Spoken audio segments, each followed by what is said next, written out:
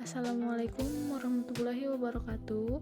Perkenalkan, nama saya Sepia Putri Utami dengan NIM 112114441 dari Manajemen Non-Reguler. Maksud dan tujuan membuat tugas ini yaitu untuk memenuhi tugas mata kuliah Kreativitas dan Inovasi semester 7 dengan dosen pengampu Bapak Indrajati Wibowo. Di sini saya akan menjelaskan tentang materi inovasi produk dan mengelola kreativitas di pertemuan 3 dan 4. Baik, saya akan menjelaskan di pertemuan 3 yaitu inovasi produk. Pengertian inovasi produk secara umum adalah suatu produk atau hasil pengembangan ide atau pemanfaatan suatu produk atau sumber daya yang telah ada sebelumnya sehingga memiliki nilai yang lebih berarti. Sedangkan produk adalah suatu barang atau jasa yang dapat dipasarkan untuk memenuhi kebutuhan atau keinginan masyarakat. Inovasi itu untuk menyempurnakan atau meningkatkan fungsi dari pemanfaatan suatu produk atau sumber daya sehingga manusia mendapatkan manfaat yang lebih dari sebelumnya. Inovasi terjadi di berbagai bidang kehidupan, mulai dari dunia bisnis, pendidikan, komunikasi, dan lain sebagainya. Selanjutnya yaitu pentingnya strategi inovasi produk dan jasa. Pentingnya strategi inovasi produk dan jasa merupakan hasil dari pengembangan produk baru oleh suatu perusahaan atau industri, baik yang sudah ada maupun belum. Dari produk lama diperlukan sebuah inovasi untuk mengganti produk lama tersebut. Sebuah perusahaan yang kompetitif memiliki dua tujuan penting. Yang pertama, menciptakan nilai pelanggan atau customer value ataupun pemasaran dan inovasi. Yang kedua, inovasi produk dapat berasal dari keinginan. Tujuan inovasi produk. Tujuan perusahaan untuk melakukan inovasi adalah untuk mempertahankan kelangsungan hidup perusahaan karena produk yang telah ada rentan terhadap perubahan, kebutuhan, dan selera konsumen. Teknologi, siklus hidup produk yang lebih singkat, serta meningkatkan persaingan domestik dari luar negeri. Adapun tujuan inovasi adalah sebagai berikut. A. Meningkatkan kualitas. B. Mengurangi biaya. C. Menciptakan pasar baru. D. Memperluas jangkauan produk. E. Mengganti produk atau layanan. Dan F. Mengurangi konsumsi energi. Berikutnya ada ciri-ciri inovasi. Yang pertama, memiliki ciri khas. Dengan kata lain, suatu ide dapat dikategorikan dalam inovasi bila memiliki ciri khas yang spesifik. Yang kedua, merupakan ide baru, yaitu suatu ide yang belum pernah dipublikasi atau diungkapkan oleh orang lain sebelumnya. Yang ketiga, dilakukan secara terencana. Suatu ide dapat dikategorikan sebagai suatu inovasi bila dilakukan dengan sengaja dan terencana dalam pengembangannya. Dan yang terakhir, memiliki tujuan. Masih berhubungan dengan poin sebelumnya, inovasi merupakan ide yang dieksekusi secara sengaja dan terencana dengan tujuan tertentu. Jenis-jenis inovasi. Berikut ini adalah jenis inovasi. Yang pertama, incremental innovation. Incremental innovation adalah bentuk inovasi yang paling umum dan biasanya memanfaatkan teknologi yang sudah ada dengan meningkatkan nilai produk seperti fitur, desain, dan lain-lain. Yang kedua, disruptive innovation. Dikenal juga dengan inovasi tersembunyi yang melibatkan penerapan teknologi untuk membentuk pasar baru. Jenis inovasi ini biasanya akan mencoba untuk memahami dan mengantisipasi perubahan siklus pasar dan memvariasikan bisnis untuk beradaptasi dengan perubahan zaman. Yang ketiga, architectural innovation. Dengan architectural innovation hanya mengambil pelajaran teknologi keterampilan secara keseluruhan kemudian menerapkannya di pasar yang berbeda. Hal ini dapat digunakan untuk meningkatkan jumlah pelanggan baru di dalam pasar. Yang keempat, radical innovation adalah jenis inovasi yang bertujuan untuk menciptakan produk baru dan tidak berkaitan dengan produk lama. Selanjutnya yaitu penggolongan inovasi.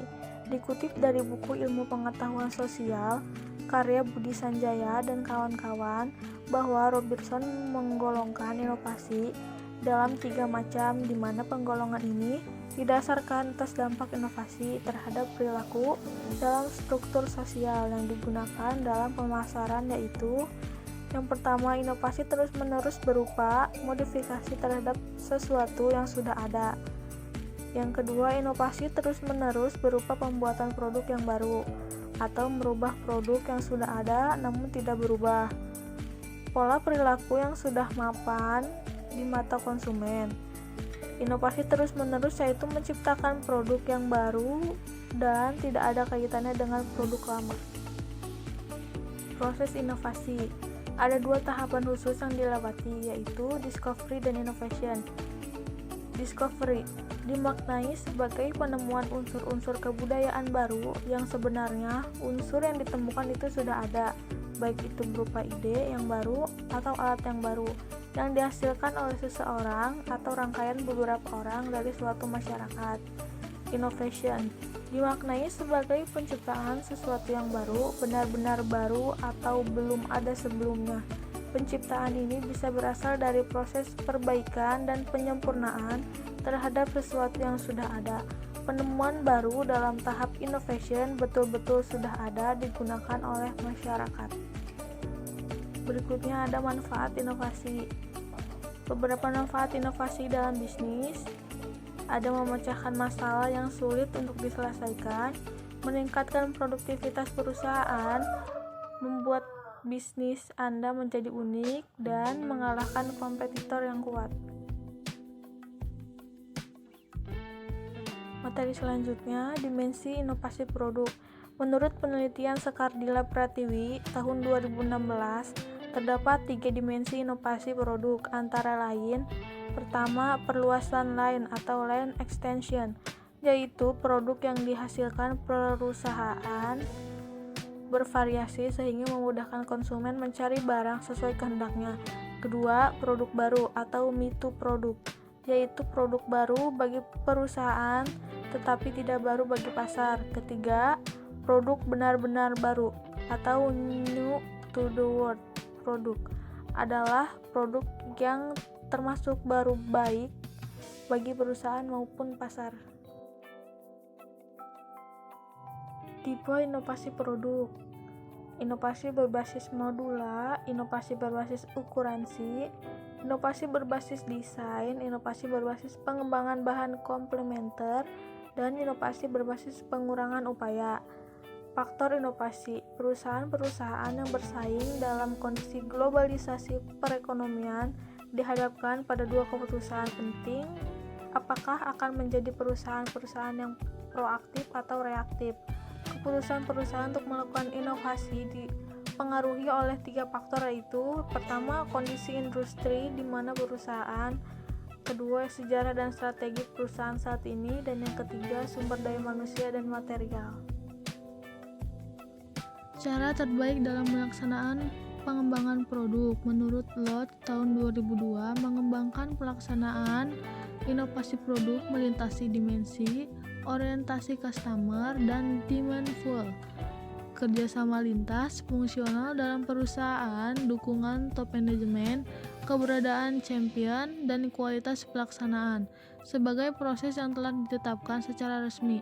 Sedangkan menurut Khan dan kawan-kawan tahun 2006 menggambarkan pelaksanaan inovasi produk terbaik dalam 6 area, yaitu strategi, manajemen portofolio, proses riset pasar, orang, serta evaluasi matriks dan kinerja.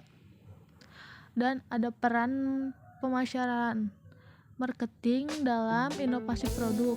Marketing memiliki peran yang penting dalam keberhasilan dari hasil inovasi produk yang telah diciptakan. Tanpa pemasaran yang baik, inovasi produk yang telah dikembangkan akan menjadi usaha yang sia-sia. Berikut ada studi kasus inovasi produk pada PT Roti Ceria. Salah satu toko roti yang ada di Jember adalah Toko Roti Ceria yang berdiri tahun 2010 dan terletak di Jalan Kiai Haji Sidik nomor 46 Talangsari, Jember. Roti Ceria merupakan salah satu industri kecil menengah atau UKM yang ada di Jember. Hasil penelitian pada Roti Ceria menunjukkan bahwa 6 basis inovasi yang digunakan sebagai analisis dalam penelitian ini sudah diimplementasikan dan dimiliki oleh perusahaan Roti Ceria. Materi selanjutnya yaitu tips berinovasi. Saat ini persaingan semakin ramai karena banyak orang yang menjadi pengusaha, sehingga masing-masing bisnis saling berlomba menciptakan inovasi terbaru demi mempertahankan eksistensinya. Inilah yang mendorong para pelaku usaha, baik skala kecil maupun besar, dituntut untuk selalu berinovasi untuk meningkatkan daya saing produknya. Melakukan terobosan atau inovasi dapat dimulai dari hal-hal yang sederhana, seperti memanfaatkan teknologi, produk yang unik, meningkatkan pelayanan, dan meningkatkan skill sumber daya manusia. Nah, berikutnya di pertemuan keempat, yaitu dengan materi mengelola kreativitas. Mengelola kreativitas individu. Kreativitas dapat dikembangkan dan ditingkatkan, serta dapat dipengaruhi bakat, kemampuan, dan ilmu pengetahuan. Begitu juga pengalaman seorang wirausaha merupakan guru yang berharga untuk memicu kreativitasnya.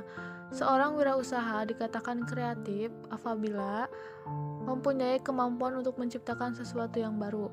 Pengertian kreativitas. Secara sederhana, yang dimaksud dengan kreativitas adalah menghadirkan gagasan baru. Kreativitas merupakan sumber daya yang penting dari kekuatan persaingan karena adanya perubahan lingkungan. Dan di sini ada bentuk-bentuk kreativitas. Yang pertama ide, kedua produk, dan yang ketiga gagasan. Berikutnya ada kiat-kiat menjadi kreatif. Latihlah kreativitas Anda dengan permainan mental otak Anda seperti bagian tubuh Anda lainnya berfungsi lebih lancar jika selalu dijaga dalam keadaan prima. Inilah beberapa saran untuk melakukannya. Yang pertama, pikirlah penggunaan kembali barang-barang lama. Lihatlah kejadian sehari-hari dan susunlah rangkaian atau uraian kisah tentang peristiwa-peristiwa yang memunculkannya. Istilah teka-teki silang dan permainan-permainan kata lainnya. Temukan pembahasan-pembahasan yang dapat Anda gunakan untuk menjelaskan sesuatu kepada seseorang, dan pikirlah berbagai cara untuk mengatakan hal yang sama. Tontonlah acara televisi dengan mematikan suaranya, dan cobalah memperkirakan apa yang dikatakan orang dalam acara itu. Selanjutnya, strategi pengembangan dan pengelola kreativitas individu. Berikut ini adalah hal-hal yang dapat membantu pengembangan kemampuan pribadi: mengenali hubungan, kembangkan perspektif fungsional, gunakan akal, dan hapus perasaan ragu-ragu.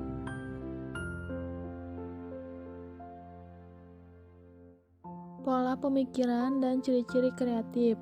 Menyatakan ciri-ciri tentang pemikiran kreatif sebagai berikut. Pertama, sensitif terhadap masalah. Kedua, mampu menghasilkan sejumlah ide besar. Ketiga, fleksibel. Keempat, keaslian. Kelima, mampu mendengarkan perasaan. Keenam, keterbukaan pada gejala bawah sadar. Ketujuh, mempunyai motivasi. Kedelapan, bebas dari rasa takut atau gagal. Kesembilan, mampu berkonsentrasi. Dan yang kesepuluh, mempunyai kemampuan memilih. Hambatan dalam mengelola kreativitas.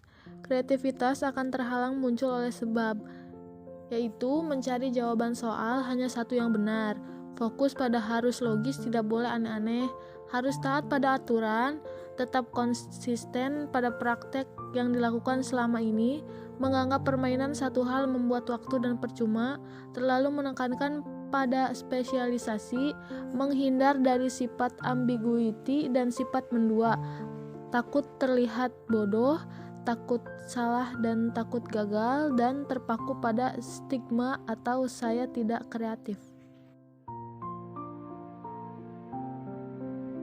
Materi selanjutnya, manfaat mengelola kreativitas bagi karyawan, perusahaan. Pertama, kinerja optimal. Kedua, menghindari stres. Ketiga, menemukan inovasi terbaru. Dan yang keempat, membenahi sistem yang ada. bentuk-bentuk kreativitas karyawan perusahaan, yaitu inovasi untuk proses kerja yang optimal, terobosan baru dalam lingkungan kerja yang sehat, mencari solusi terbaik untuk persoalan yang dihadapi, melakukan kolaborasi satu dan yang lain, memberi masukan.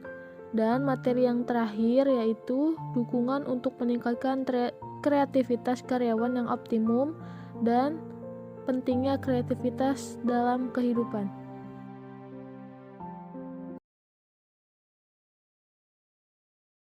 Baik, sekian materi yang saya paparkan dari pertemuan 3 dan 4. Kurang lebihnya mohon maaf. Wassalamualaikum warahmatullahi wabarakatuh.